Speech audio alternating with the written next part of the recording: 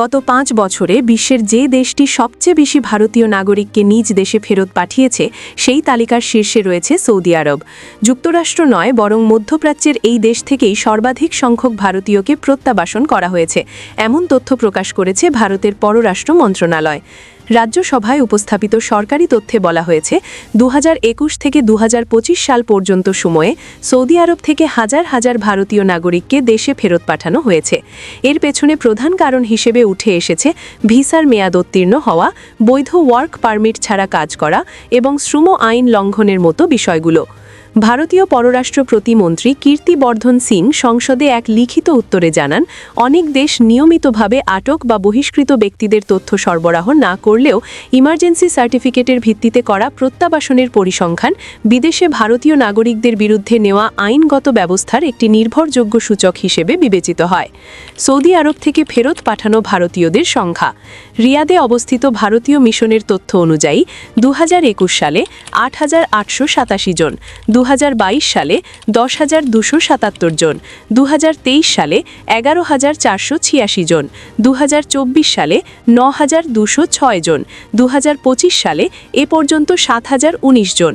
এই বিপুল সংখ্যার পেছনে সৌদি আরবের কঠোর আকামা আইন, শ্রম বাজার সংস্কার, ভিসা মেয়াদোত্তীর্ণের বিরুদ্ধে অভিযান এবং সৌদিকরণ নীতি বাস্তবায়নকে বড় কারণ হিসেবে চিহ্নিত করেছেন সংশ্লিষ্ট কর্মকর্তারা।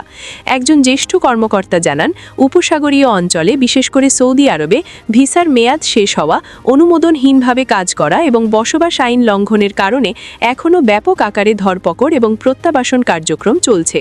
যুক্তরাষ্ট্রে পরিস্থিতি তুলনামূলকভাবে কম। অন্যদিকে যুক্তরাষ্ট্রে অভিবাসন নিয়ে বিতর্ক তীব্র হলেও ভারতীয়দের ফেরত পাঠানোর হার তুলনামূলকভাবে অনেক কম।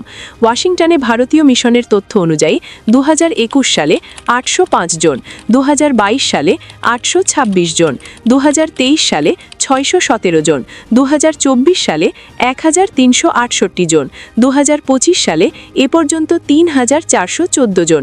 এছাড়া San Francisco, New York, Chicago এবং হিউস্টনের মতো অন্যান্য ভারতীয় মিশনগুলো জানিয়েছে তাদের ক্ষেত্রে সংখ্যাগুলো সাধারণত 2 অঙ্ক বা কয়েক শতের মধ্যেই সীমাবদ্ধ।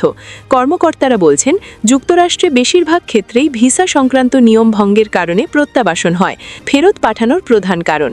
সরকারি তথ্য অনুযায়ী ভারতীয়দের ফেরত পাঠানোর মূল কারণগুলো হল ভিসার মেয়াদ অতিক্রম করা, বৈধ ওয়ার্ক পারমিট ছাড়া কাজ করা, নিয়োগকর্তার কাছ থেকে পালিয়ে যাওয়া, স্থানীয় শ্রম আইন লঙ্ঘন, বৃহৎ পরিসরে আইন প্রয়োগ অভিযান। সরকারের পদক্ষেপ। ভারত সরকার জানিয়েছে, বিদেশে অবস্থানরত ভারতীয় নাগরিকদের নিরাপত্তা এবং কল্যাণ সর্বোচ্চ প্রাধান্য পায়। ভারতীয় মিশনগুলো সংশ্লিষ্ট দেশগুলোর সঙ্গে নিয়মিত সমন্বয় করছে, আইনি প্রক্রিয়া নিশ্চিত করছে এবং প্রয়োজন হলে দ্রুত স্বদেশ প্রত্যাবর্তনে সহায়তা দিচ্ছে। অবৈধ অভিবাসন এবং প্রতারণা রোধে নেওয়া পদক্ষেপের মধ্যে রয়েছে ভুয়া চাকরির প্রলোভনের বিরুদ্ধে সতর্কতামূলক বিজ্ঞপ্তি, ই-মাইগ্রেট পোর্টাল আরও শক্তিশালী করা, 24 ঘণ্টা mission helpline, Indian cyber crime coordination centre কার্যক্রম, বেআইনি রিক্রুটিং এজেন্টদের বিরুদ্ধে ব্যবস্থা। 2025 সালের অক্টোবর পর্যন্ত ই-মাইগ্রেট পোর্টালে 3,505 জন রিক্রুটিং এজেন্ট নিবন্ধিত রয়েছে। অভিযোগের ভিত্তিতে অনেকের লাইসেন্স ইতিমধ্যে সাসপেন্ড বা বাতিল করা হয়েছে। বড় প্রশ্ন, সৌদি আরব থেকে এই বিপুল সংখ্যক ভারতীয়ের ফেরত পাঠানো কি ভবিষ্যতে আরও বাড়বে? কঠোর অভিবাসন নীতির যুগে বিদেশে কাজ করতে যাওয়া ভারতীয়দের জন্য কি নতুন চ্যালেঞ্জ অপেক্ষা করছে? সময়ই দেবে তার উত্তর।